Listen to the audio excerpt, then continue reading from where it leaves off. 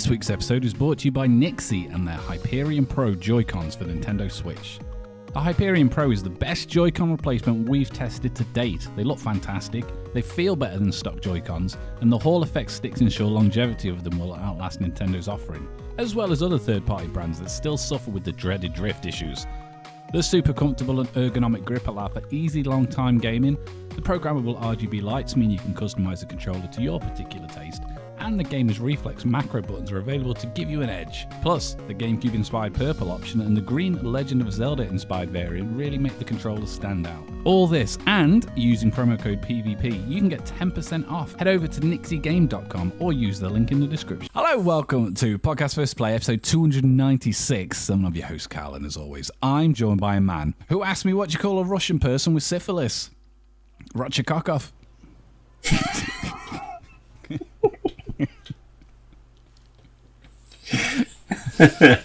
Zany Bloody Dan. Hello. Hello. How are you? Good. I'm a bit tired. It's been a busy old week. Well, it's a week. It's fucking Wednesday, but it feels like it's been longer than it is. It does feel like it's been a long week, and I've got a bit of a cold, so I sound all rough and shitty anyway. But it feels like it's at least Thursday. Yeah, I agree with that. And I don't like it. I don't like it when it's like that.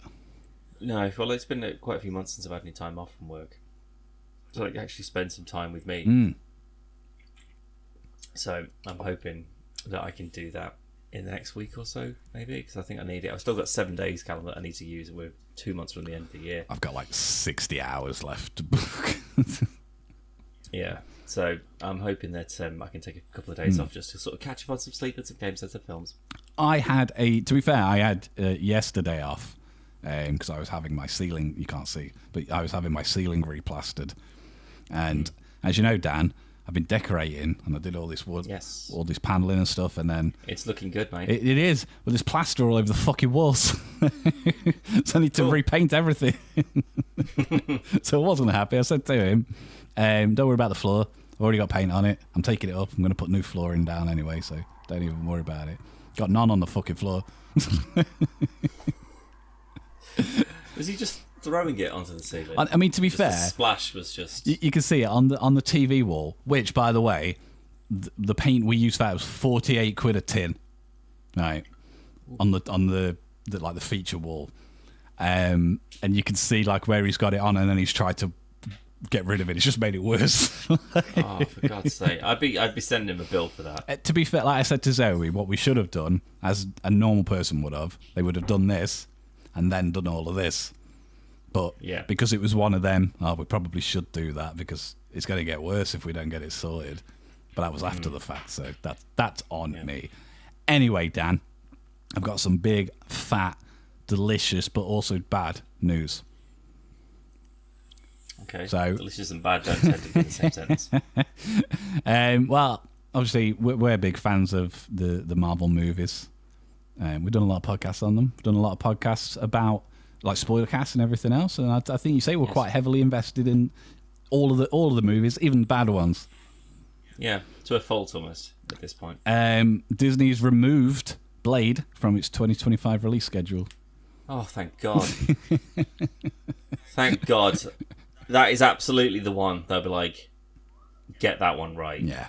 Well, to be like, if you got to say, let's cancel the whole thing. We'll start again because we're redoing the way we're doing the Doom thing now. Maybe that didn't factor into what they're planning on doing originally. Let's just take it off, and we'll do it properly, and we'll do it again. I can't remember the gentleman's name who should be playing Blade. Mahershala Ali. Yeah. He's the only person still signed on. Everyone else is gone. Director. I'd be fucking fuming if it was like, after all this, and then you fire me from being Blade. But that, I don't know whether. I mean, there is a good thing coming from this, maybe.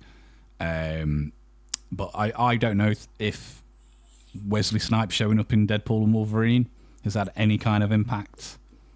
Well, I don't think so, because people who are already invested in Blade, they already knew about Blade and they already wanted Blade. Someone seeing Wesley Snipes as Blade, not knowing who Blade is, or Wesley Snipes as Blade, that isn't the trigger point for them to go back and start watching Blade and enjoying Blade and wanting Blade again.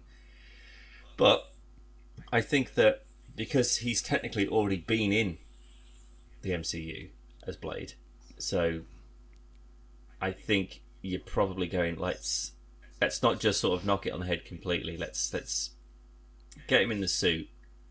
You can pop up in fucking Daredevil or something. I don't know. They're pushing for like an Old Man Logan send off for him. That's what Ryan Reynolds is pushing for. What, for Wesley Snipes? Yeah.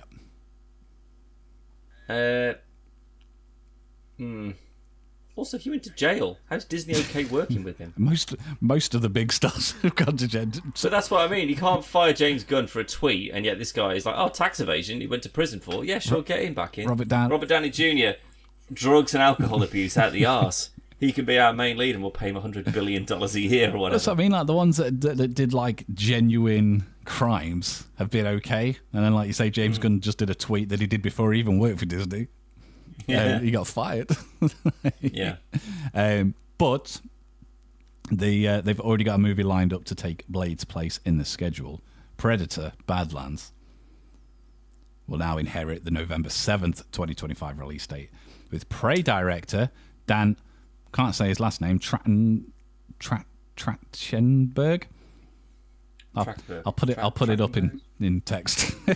He's returned to the franchise for his first theatrical film since 2018's The Predator. Probably because people are tripping over themselves. Be like, right, you made a Predator film that was good, that people enjoyed, that people liked. I'm happy with it. Can you do 6 more, please? I mean, that's probably what's going to happen. Is they're going to maybe this one will be good, but then it's just going to get worse and worse and worse and worse. Yeah. But there's 3 untitled movies that have release dates: February 18th, May 5th, and November 10th. But wait, no, ignore what I've just said, Dan. They're not surprises because I remembered that I went back and retconned the script and I forgot to put it in. So ignore I said that. Daredevil Born Again gets an official March 2025 release date. There is a new trailer, but I haven't watched it. Is there? Yesterday. I didn't see that. Yeah, I wrote it. Well, it's not so much a trailer as like a TV spot within a trailer. So it's like, Look at this, look at these Thunderbolts, look at these guys, look at. No, that's all it's on. But that will officially premiere on Disney Plus on March 4th, 2025. And then Marvel Studios previously shared the show will be arriving in March. Now we know for sure when it will arrive. And it will be the second live-action series starring Daredevil, following the Netflix show from 2015. Charlie Cox will once again... She-Hulk. Well, no, series, not appearance. That's what you said, wasn't it? No, it will do so as the second live-action series starring Daredevil. Oh, right, yeah. I don't think the Netflix one even counts towards anything anymore. I mean, it's on Disney Plus. And I believe that it doesn't pick up, but there's gonna have to be some connection, I suppose. Yeah. Unless they are literally starting it from scratch. I suppose it's in the title, isn't it? Born Again. Yeah. But we get to see everyone else: Charlie Cox, D'Onofrio, Eldon Henson's Foggy Nelson, Deborah Walls, Karen Page, John Bernthal's The Punisher. Mm-hmm. Oh, Bullseye's back. From season 3. So, looks like... I mean, I'm hoping this is going to be really good because I really like the Netflix one. But the fact that the first thing we saw from this Daredevil was in... What was first, She-Hulk or Spider-Man? Spider-Man. So, that bit was great. Because he wasn't in the suit. Yeah. And then he was in the suit in She-Hulk. Like, the She-Hulk one, I didn't like the suit. I didn't like the fact that it was fucking daytime. And he was in Echo. Yeah, but that was a good one. That was just showing what he's good at, and then we never saw him again. Yeah. Which is fine with, because focus on the characters that aren't Daredevil. But I really hope that it's as gritty and dark as the Netflix one. Otherwise, I don't think it'll work. Hope. Might be. But I mean, again, you can't have the Punisher in it and it not be he's smashing someone's face in. Exactly. It's got to be at least like. I can't think of a Disney like. I suppose the darkest one is probably like Moon Knight. Yeah, that was pretty brutal. Yeah, had its moments, but not enough. I suppose Deadpool 3 is like, it's people getting decapitated and shot to pieces and whatever, and that's that was very much made within the Disney realm. Yeah, yeah. So if they know what they're doing and they say, okay, well, these are the adult Disney things, so whoever's doing the creative directed stuff off your pot, do it well, and then come back to us with $1 billion. $1 billion. Otherwise, you can't work for us again.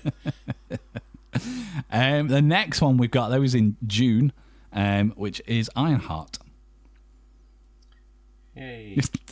The series sees the hero played by Dominic Thorne return from Black Panther Wakanda Forever to create the most advanced super suit since Iron Man. That's what it says. Sure.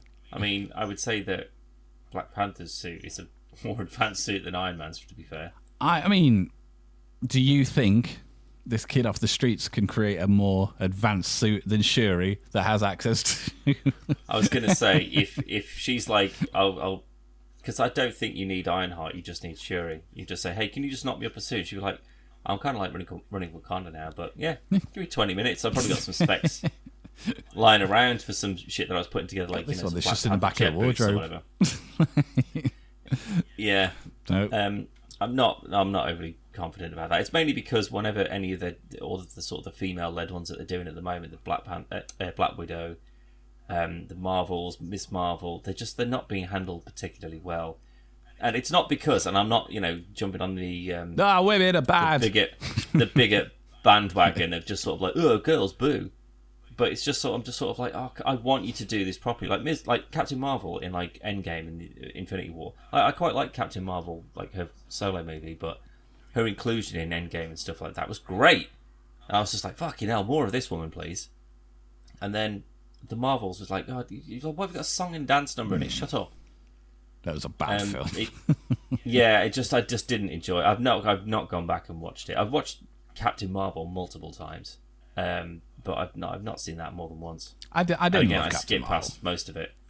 It's an alright film, but I know you didn't. But you're a sexist though. So. No, I love it. I'm loving. You haven't even watched Agatha yet.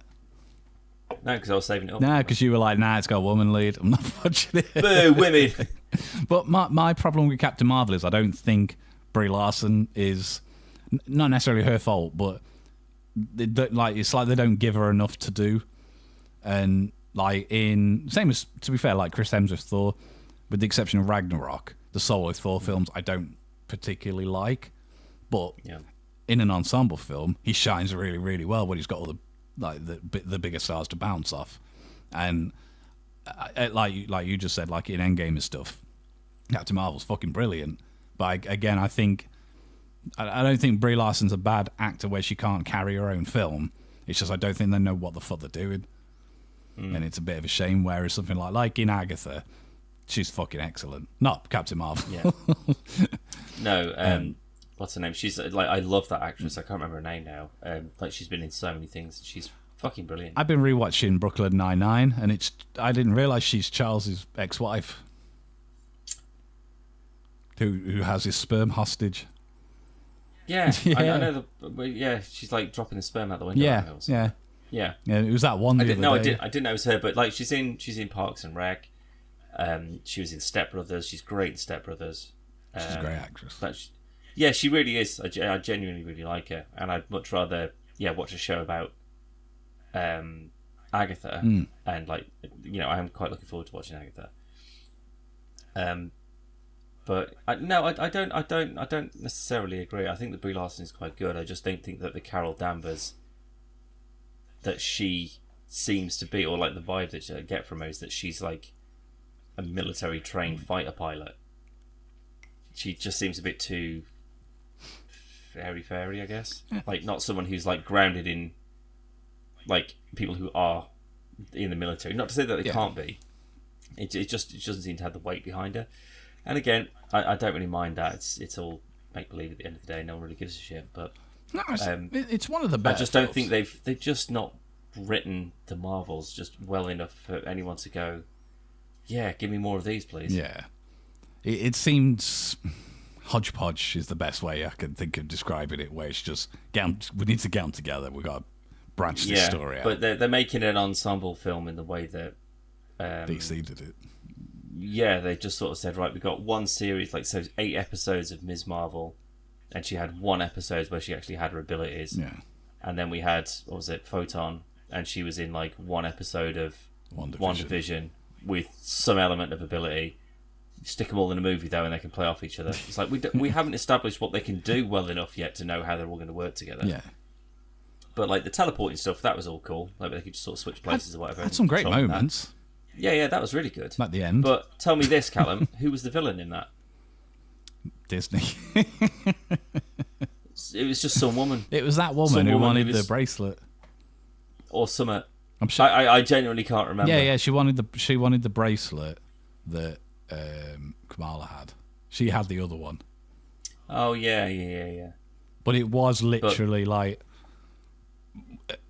the superhero trope of you got a villain who's got similar powers to the hero. I mean, that's bread and butter, though, for Marvel. That's what I mean, but I think that's the worst part of all, not just Marvel stuff, all superhero movies. It just seems lazy. And I know for the most part, that's just what it is in the comics. Like, their arch nemesis is the same as them, but evil. But yeah. There's better ways of doing it. And to be honest, I couldn't tell you what the character's name is. I couldn't tell you who played her either. No. It's so unforgettable. So forgettable that I couldn't tell you anything about her. The cat was good though. What cat? The eating up all the scientists or whatever. I did like that scene. But they had to just go around eating them all up so they can take them off. I thought that was quite funny. Yeah, that is good. Yeah. Which, like, a lot of the even stuff like the Eternals had good bits. It's just not enough to stretch out into an entire film. And I'm hoping that, because I mean, one of the next films we've got is Captain America: Brave New World, and the last iteration we had of Cap was in Falcon and Winter Soldier, which again, not the greatest TV show. But if you look back at that in hindsight, over Echo, over some of the other ones, the more recent ones, that's way better. Oh yeah, but that's not a good thing. No, it's just like at the point where it was that and WandaVision and Loki, and Hawkeye. I guess it was Hawkeye was excellent. Yeah. There's this sort of like, this is one of the weaker ones. This is, but now it's just sort of like, yeah, give me another season of that rather than another season of bloody Echo. I mean, Echo's really annoying because it had such good potential, and we talked on a podcast when we did the spoiler cast, but I still think if they'd have taken like the Prey route, and I think I did use the example, but there's a episode of Only Murders in the Building where the entire episode is based around this deaf guy, and whenever he's there, you can't hear anything. Right. And I think it would have been not just to steal it, even though it's Disney itself, so it wouldn't be a big deal, but do something interesting with the character that you've got. And instead, it just turned out to be like a bad version of Daredevil. But I don't know. But yeah, we got that on February 14th next year, followed by Thunderbolts, which could be good. Maybe. Like if you're gonna have a Blade, it just as like a mini thing. That's where you put him, I reckon. Again, my biggest issue with the Thunderbolts is the lineup has got 3 Captain Americas. What? Bucky? Bucky, US Agent, and Red Guardian. Yeah, in essence, they're 3 super soldiers. Yeah. Well, all exactly the same. And we don't have. Well, obviously, we're going to have Ross, but we don't currently have a Hulk.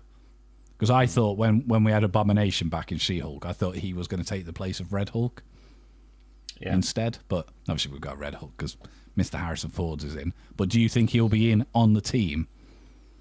Or do you reckon he'll be what the team is created to go and stop? Yeah. Potentially, but then if you're doing that, then you're doing Suicide Squad, basically, aren't you? I mean, that's effectively we've what it's had to going to put be. this team of misfits together to go and stop a giant abomination that only them can stop. Why don't we get the Avengers? The Avengers could step in and they've literally got tech that's designed to stop a Hulk, but Or they've got a Hulk, or 2 Hulks, 3 Hulks technically, 4 actually. Yeah. Because you've got Abomination if he's on team. You've got Bruce Banner Hulk. You've got She-Hulk, and then you've got his son. You got Scar. Scar, yeah. Well, we're never going to see him again. No, absolutely not. What a fucking ridiculous thing to put in. Thing is, like, there was nothing that alluded to it, so it's not like you got to the end of She-Hulk and you went, at least that's a pretty decent payoff. Yeah. Because it was just so random and out of left field. And it's, but yeah, then obviously we got Fantastic Four First Steps July 25th, which is a few days before your birthday. I'll be honest, mate.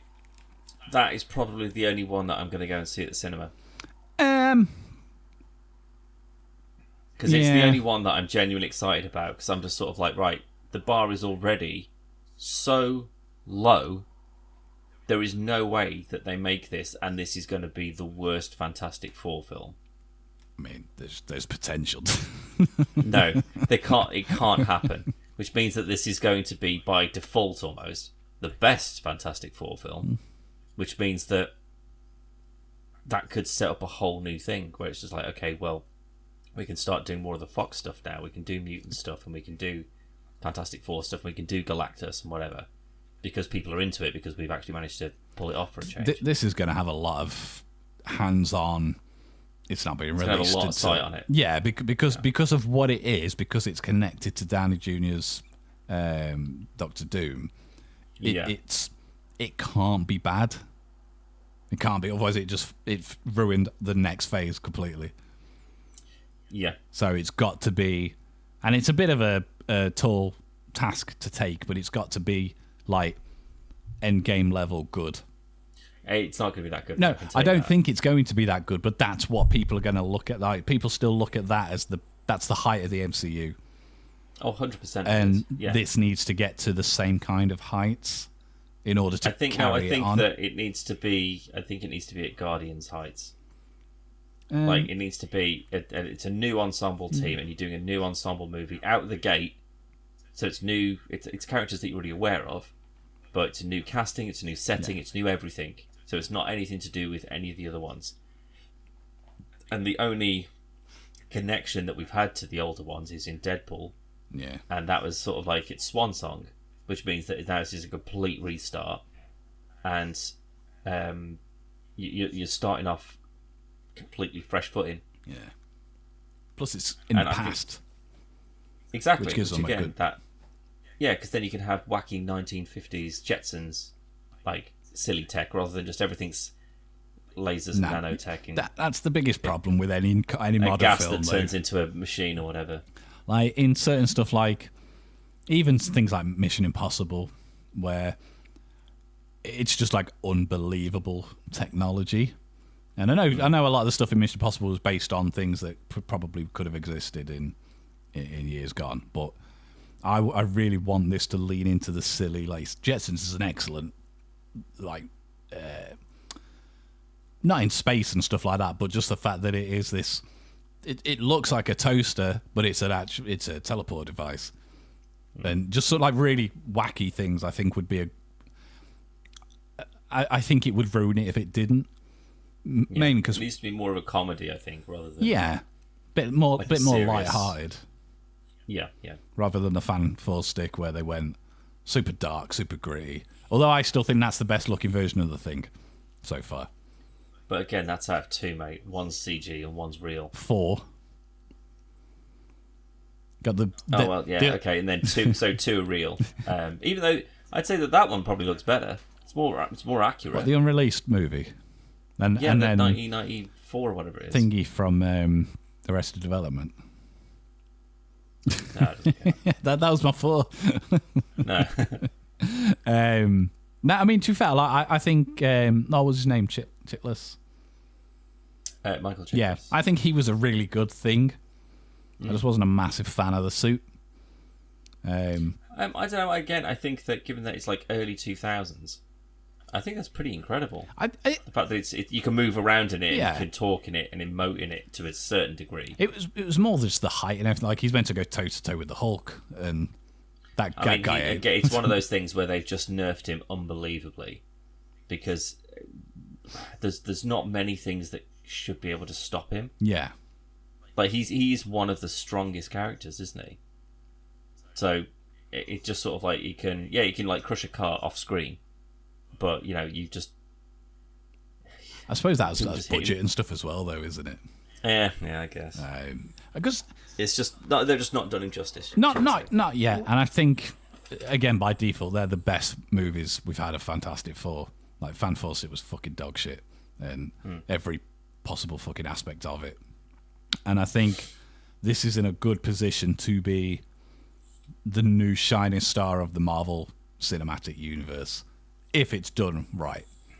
In the same way, I think that Spider-Man was. Yeah. Because if you look at, the bar, it wasn't as low as the Fantastic Four films, but it was, it was kind of dwindling, and it was these are movies that are being forced out in order to maintain and keep the license. Yeah. Rather than this is something they're putting time and effort and money and energy into to make it right. They're just knocking something out just to make sure that, okay, well, at least they can't go back to whoever owns it originally, and they can't do something proper with it. But then as soon as you get your first Spider-Man, you get fucking Homecoming. And outside of, potentially, you could argue, maybe Spider-Man 1, maybe Spider-Man 2, like original Raimi Spider-Man. 2's the best one of the three. I think so, and that's better than... It's better than the Amazing Spider-Mans. It is, but I think Andrew Garfield's the better Spider-Man. Just his films. His suit's incredible. The suit from the second one's fucking amazing, but excuse the pun. But the films themselves aren't as good as the Raimi films. But the Raimi films, I feel, have dated quite significantly. Well, it's end of the 90s, early 2000s. Yeah, it's not the movie's fault. They set the trends. Yeah. Like, it's not like it's if you watch the original Hulk. I think X-Men did it first, wasn't it? Yes, they did. But they're almost unrecognisable compared to what their equivalents are now. Yeah. Whereas the Spider-Man ones, they all basically look like that. Yeah. It's still teen drama, spidering around, and cool suits and webs and stuff. All the pieces are all still there. You could watch the Raimi one and still go, oh, of course it's Spider-Man. It's all Spider-Man. It's New York, and hey, forget about it, and all that. And you got J.K. Simmons knocking it out perfect the park. J. Jonah. And even the Amazing Spider-Man ones, like all the school stuff, again, it kind of feels like it's in the same kind of vein. But you look at original X-Men, like from 2000 or whatever it was, 2001, and then you look at Dark Phoenix, whatever the last one was. Yeah. They don't look like they're the same type of movie at all. They look so different. But the more recent one, the better looking one, the one that should have figured out over 20 years of making these, is not as good as the first one. Nah. Not because the first one's an unbelievable classic. Just because the new ones are bad films. Yeah, exactly. And it should be going completely the opposite way. I mean, I don't know whether it is just by chance, but like Spider-Man 2 is the best one of the Raimi trilogy. X2 is the best of the X-Men. Agreed. However many series long you go in with the movies. But Amazing Spider-Man 1 is better than 2. Yes, because of Weird Goblin and... Yeah. I can't remember. Electro. Who else was in. Oh God, yeah. Bad. I think my brain blocked that out on purpose. That wasn't good. So Garfield got a really rough deal. Like, second film's got the best suit. Homecoming is amazing. I think definitely. And again, out of all three of those films, I don't think there's a bad one. There's weaker ones, but they're all good. Like Homecoming's just ticks everything on that list.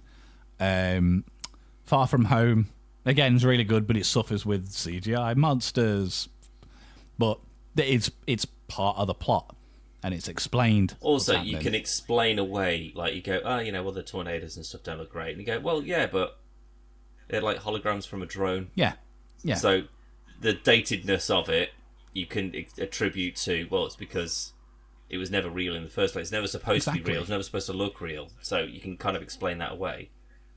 But No Way Home is, again, it's kind of like it's a end of an era kind of movie, and I genuinely think it works really well. They got the brilliant. best elements of all of them, and they brought them all together, and they gave everyone their moment. Yeah. There's some genuinely heartfelt moments in that film, and I really, really like it. I watched No Way Home again just a couple of months, about 2 or 3 months ago now, and I still enjoyed it.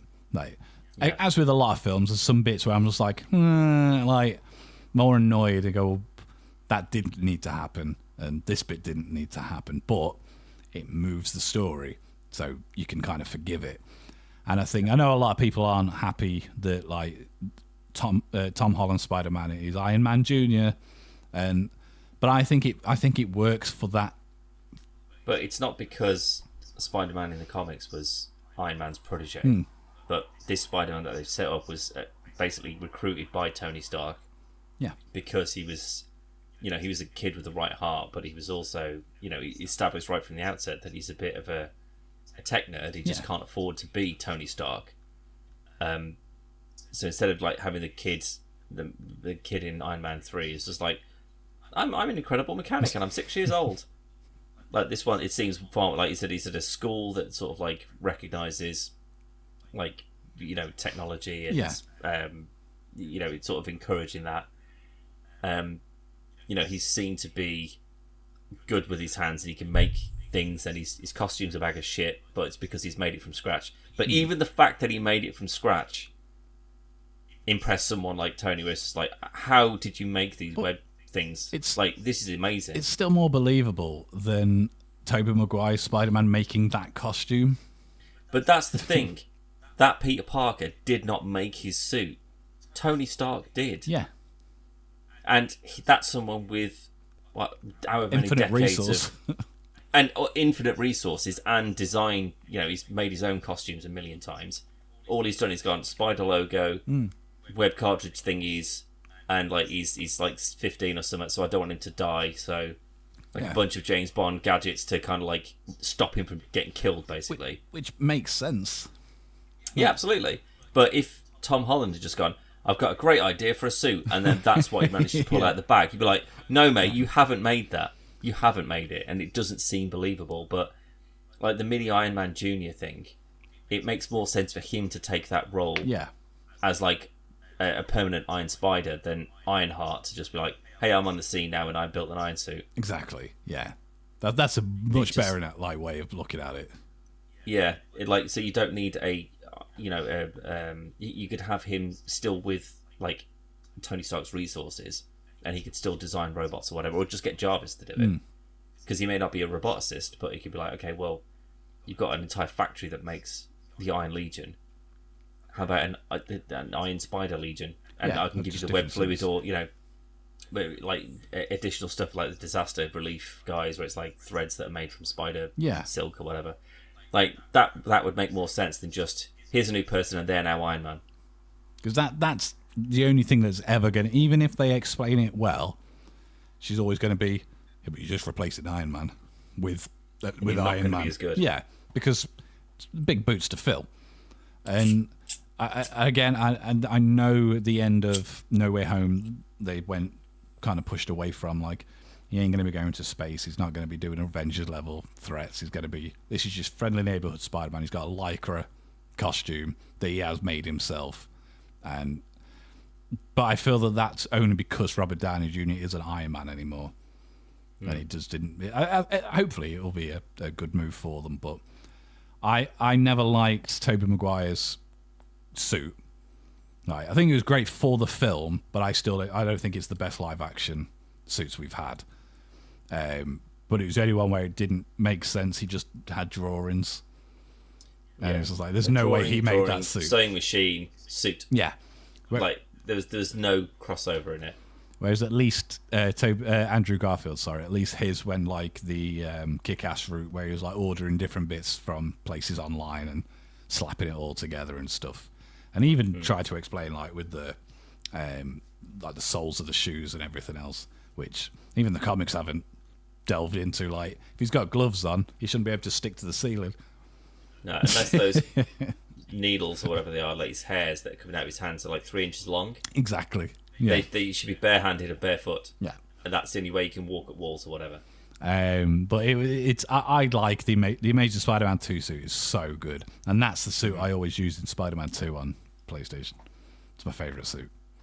Yeah, I think it's in the it's in Spider-Man 1 as well. Yeah. Because I've used that a bunch as well, because it is a gorgeous suit. Really, really good. Like the eyes are the perfect height, size, and the actual design of the suit's really cool. I really like it. They're just bad films. Unfortunately, yeah. Where was going to go from that? Spidey, Fantastic Four. That was about it, I think. I haven't got anything else Marvel related. However, Venom 3's out, Dan. We're going to have to watch it at some point. Nah. We have to. If I haven't watched the new Hellboy yet, and that's apparently getting not great reviews, I forgot I'm not about going to watch that. this, which is also getting not great reviews either. This has got I believe, I haven't got the numbers up in front of me, but I believe this is the lowest grossing Venom movie. Well, maybe people are starting to wise up after 2 movies. I'm not looking forward to it, don't get me wrong, Dan, but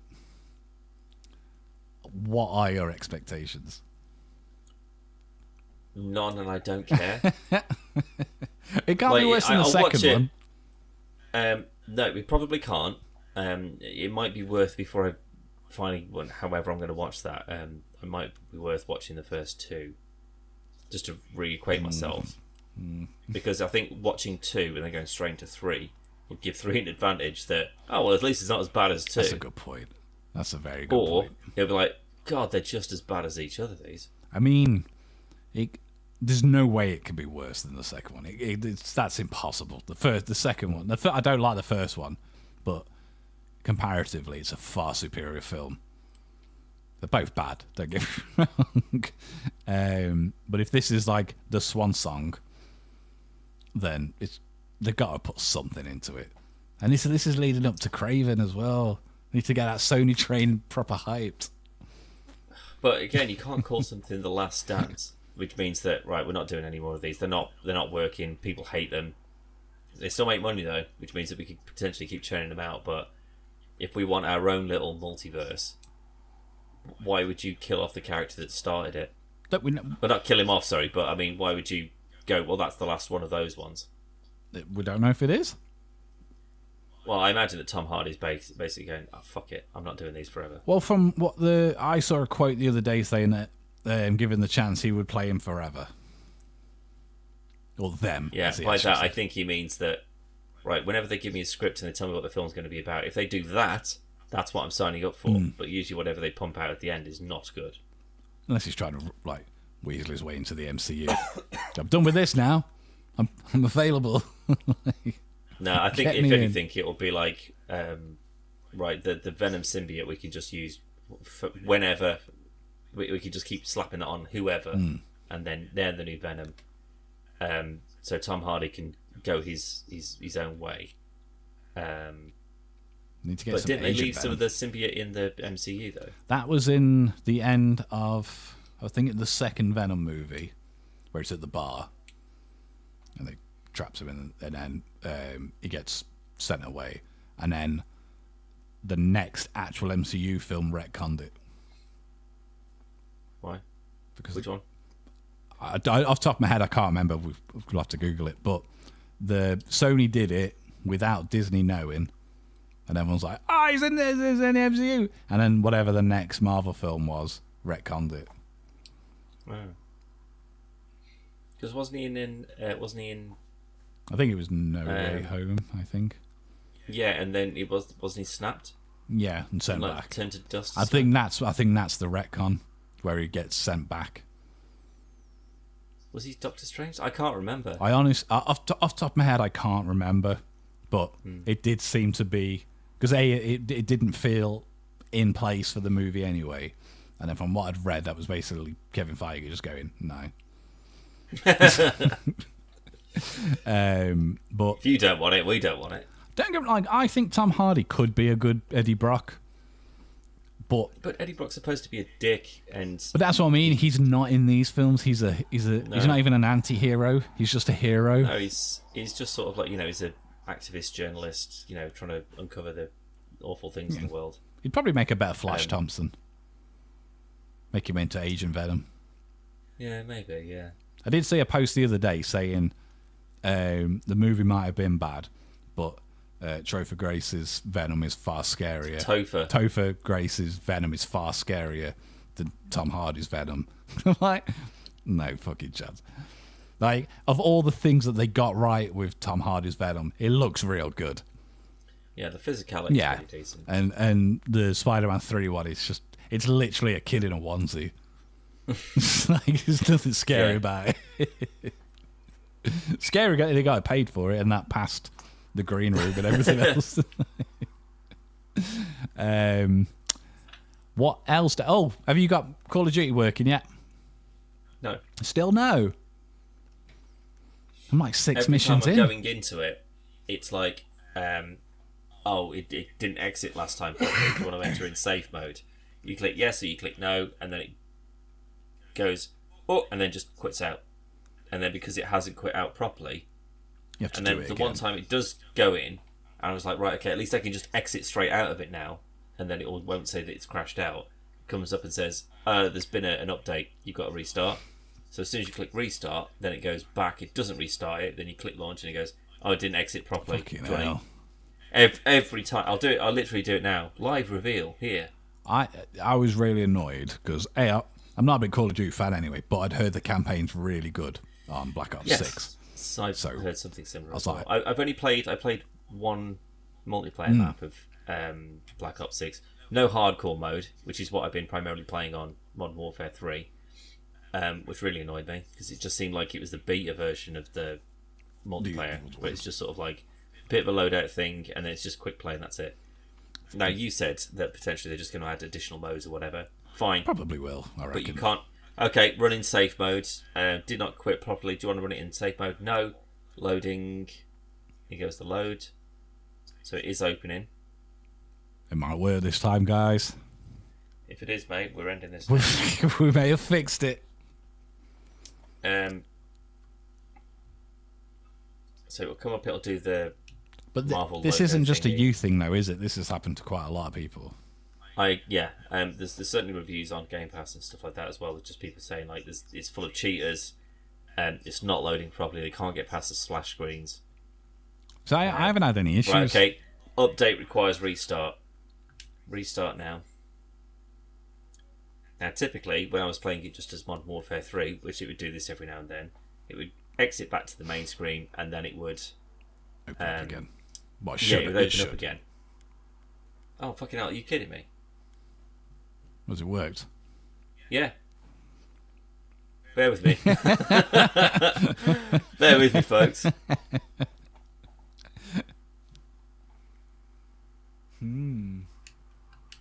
Just needed that secret, sexy touch. Is it because I'm on Discord? Maybe that's the missing piece of the puzzle. Yeah, something as stupid as that, no doubt. Or the update actually worked this time. Maybe, yeah, that's fucking worked. You're welcome, Dan. Yeah, I can literally play multiplayer now. Okay, well, Callum, I think I know what I'm doing tonight, Well, so we better wrap this up, mate. All I want to say is this is the first Call of Duty since Modern Warfare 2 that I've played. Original Modern Warfare 2. Original, yeah, not like re-release, back in like PS3 360 days. That I played on not. I don't think it was an actual launch day. I think it was like Friday last week. And I'm doing the campaign, and I'm about 4 or 5 missions in, and I fucking love it. Yeah, it's real good. I'm Yeah, glad that you're enjoying it, because I don't recall the multiplayer being very well received. That bit I'm not too fussed about. I'll probably literally do the campaign, maybe have a game with you, and then uninstall it. Yeah, I just want to get back into the Modern Warfare 3, because that's the thing. It's not just that I can't play Black Ops 6. I can't play anything. I hate this stupid launcher thing. You wanted to play a bit of Warzone? Can't. You wanted to play some Modern Warfare 3? No, you can't. That's it. It's the whole launcher wasn't working. Now it apparently is.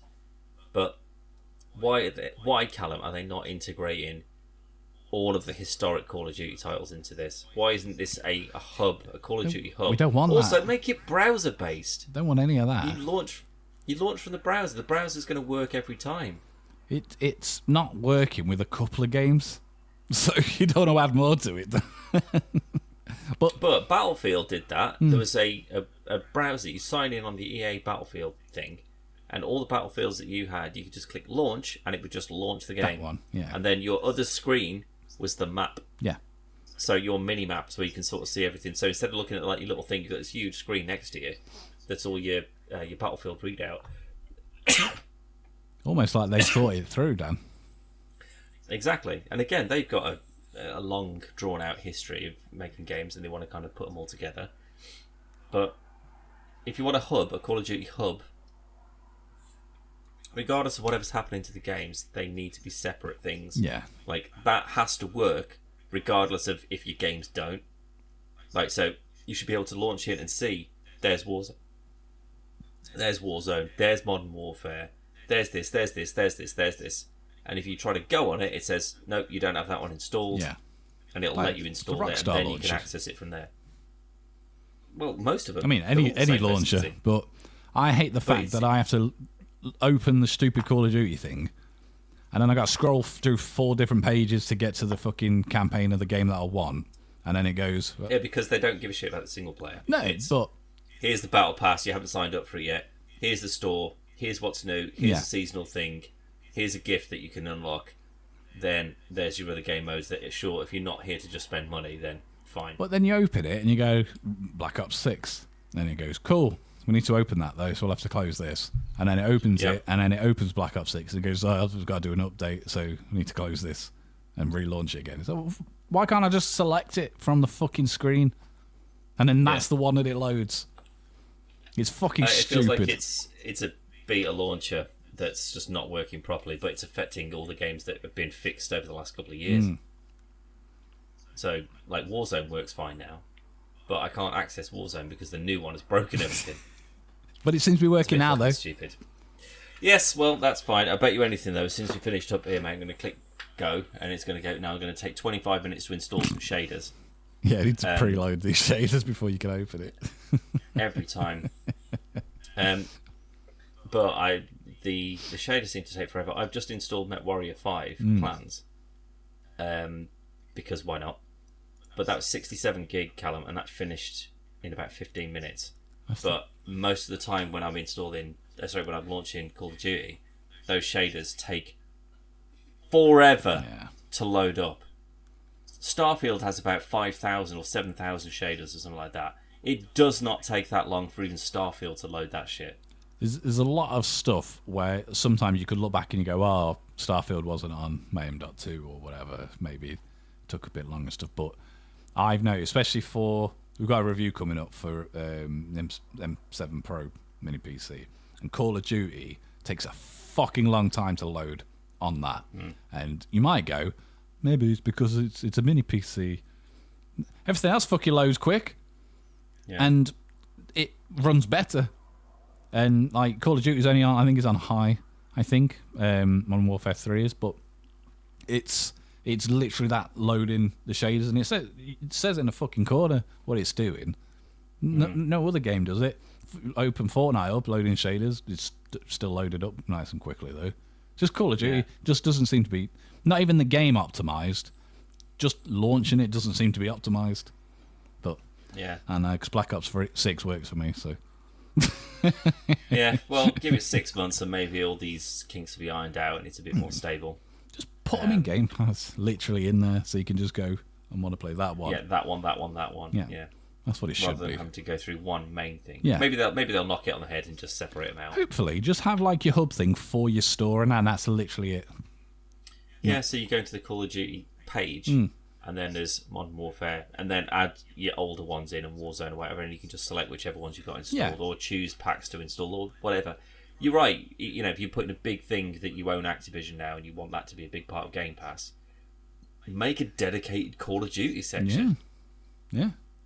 You know, you want it to be your big thing. You haven't got that for Halo or anything, but that's the point, more people will sign up for Game Pass if you had the entire Call of Duty. I was saying this to you just literally before we started recording. I was on Steam, and Black Ops 2, which came out in November 2012, is $39.99. Outrageous. Why would a game that is 12 years old be 40 quid? Yeah. Now, that's outrageous.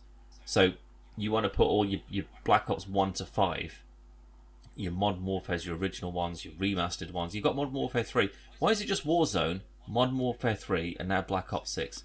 Why are they not expanding that whole library out? That's what I'd like to know. Maybe it is to push people more towards Game Pass. You go, why would I pay 40 quid for it? Well, I can just get Game Pass. But then you go, but you pay 40 quid for a game that's not on Game Pass. Yeah, I suppose. But it's not 12 years old, the though. Entire Black...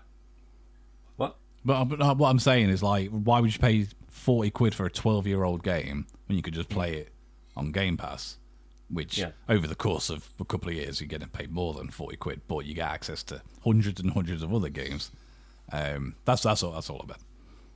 Yeah, but it surprised me that they haven't started to drop these in, like drip feed them in, and starting with the original Call of Duties and stuff like that, and then 2, and then 3, and then it kind of works your way all the way up to when your big release date is for Black Ops 6, and at least all the other Black Ops were on there. I mean, they didn't do a Halo, though, either. Took a while for all of the Halos to jump on the PC Game Pass. Not that the Call of Duty ones are on Xbox, but... No. And again, I'd understand it if it was easier to just put it on for the console version rather than having to fanny around optimising it for the PC. Again, I'd be a bit annoyed that I'd be left out, but I'd understand that it's doing its rounds. They figured it out for console first, and then they'll do the PC one. I mean, what's the play percentage of PC Call of Duty players to console Call of Duty players? Well, now they're crossplay. I suppose it doesn't really matter. I suppose, but I would just assume that they're going if 70+% are on Xbox as opposed to. I think PC. for like casual gamers are the biggest market, like the ones spending the most on these titles like this. So they can play as cheeky. Because it will be. Yeah, exactly. But it'll be the only game that they buy, maybe. They'll put a load of money into like your card points and that kind of thing, in your battle passes or whatever. But when it comes to, what console do you want to do it on? It's just whatever your mates have got, because typically that you're all sort of playing together. Or it's just you've already bought a PS4 and a PS5, and you're just happy with that. So why would you change? Yeah. Makes sense. Sense. Crossplay is the way to go. To just go, well, whatever everyone's comfortable playing, we'll do it on all of them. That's what we're going to do. Rather than just saying, we'll just do it on this one and that's it. Makes sense. Which is obviously what people are afraid of, that Microsoft buys everything up. PlayStation's kind of in the shit when it comes to Western games. True. That's very true. It's a big bulk of stuff. Like, that's why they didn't want the Activision thing to go through. It is dangerous. Like, you need competition. Yeah. But it feels like they purchased it.